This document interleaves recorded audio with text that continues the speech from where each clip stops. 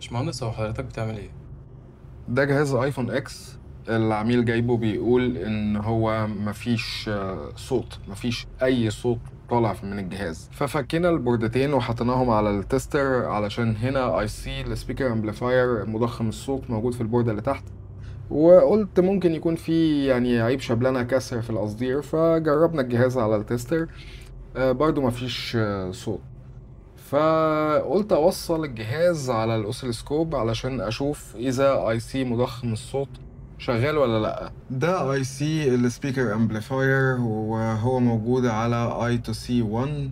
فوصلت البوردة بخطين الاي تو سي الاي تو سي اس دي اي واس سي ال سيريال داتا وسيريال كلوك. تعالى كده على الاوسيلوسكوب، خط السيريال داتا طلع هاي، وخط السيريال كلوك زي ما هو ما طلعش. وانا مش شايف ان في تخاطب بيحصل على الباص ده. فانا شيكت على اللحام بتاع الكابل، قلت ممكن يكون الكابل مش ملحوم كويس او مش واصل. فلقيت ان الكابل زي ما انتم شايفين واصل كويس. فتعال نقيس فولت كده، المفروض يكون فيه 1.8 فولت. 0 فولت على خط الكلوك، مفيش فولتية على خط الكلوك. هفصل الجهاز بقى واقيس ممانعة على نفس المسار مديني شورت. هفصل البوردتين عن بعض واشوف هل الشورت هيروح ولا لا. لو الشورت راح يبقى في شورت في اي سي السبيكر امبليفاير نفسه ولازم يتغير. خلونا نشوف كده. هرجع افحص خط الكلوك تاني، ممانعة خط الكلوك في شورت برضو في البوردة العلوية. البوردة اللي تحت ملهاش ذنب، ولا اي سي السبيكر امبليفاير له ذنب. ده المسار اللي فيه الشورت اي تو سي 1 اي او بي اس سي ال. هبحث عنه واشوف مين العناصر اللي ممكن تسبب الشورت ده على المسار ده. ده تيست بوينت، بروب بوينت ملهاش دعوة.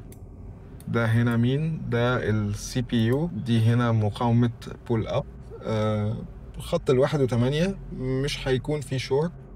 الشورت هيكون من الجنب ده لأن المقاومة دي كبيرة. هنا في ايه؟ في مقاومة 0 اوم، طبعا ما تسببش شورت. وفي مكثف هنا، ده ممكن يسبب شورت، هرجع له بعدين. شوف في حاجة تانية. فين ايه ده؟ هنا ده الاي سي يو 5100. ده اي سي الارك درايفر، اي سي الفايبريشن موجود في البوردة اللي فوق. وهنا برضو في مكثف تاني ممكن يسبب شورت. ده الانتربوزر. ده اي سي يو 4900، ده اللي هو السبيكر امبليفاير مضخم الصوت. ده الانتربوزر. يبقى كده عندنا الاي سي ده ممكن يسبب شورت ويخلي الجهاز ما يعملش صوت. وعندنا المكثفين اللي ظهروا معايا اللي هو سي 351. ده مكانه فين؟ ده مكانه جنب الكونكتور بتاع الوايرلس تشارجر، الكويل بتاع الوايرلس تشارجر اهو. وما يعني ما اظنش خالص ان هو يعمل الشورت ده. هو مش باين عليه ان هو مكسور ولا حاجة. بس قبل ما نشيل الاي سي هنجرب نشيله ونرجع نفحص ممانعة المسار. لسه الشورت موجود. خليني اشيل الاي سي. لو الشورت راح يبقى هو كده ايه؟ ده مسبب الشورت.